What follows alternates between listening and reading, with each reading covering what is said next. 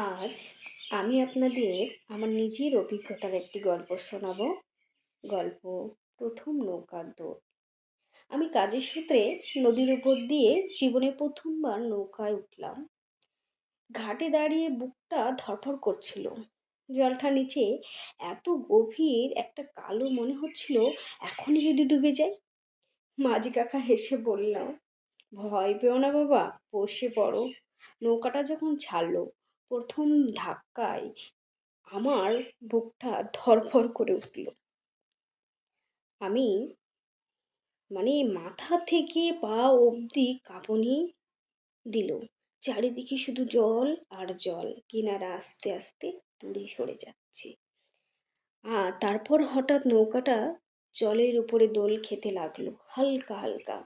মা যেমন ছোটবেলায় কোলে করে দোল দিত, ঠিক তেমন। বাতাসটা মুখে এসে লাগলো, নদীর গন্ধটা নাকে এসে লাগলো, আর আমি বুঝলাম ভয়টা কেটে গেল।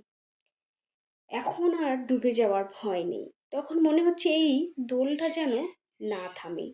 জীবনে প্রথমবার মনে হলো একটা আলাদা শান্তি।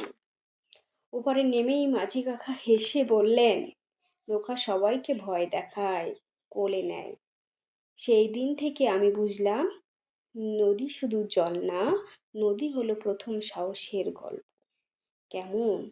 এটা আমার নিজের অনুভূতি। আপনাদেরও যদি এমন প্রথম নৌকা চড়ার অনুভূতি থাকে জানাবেন প্লিজ।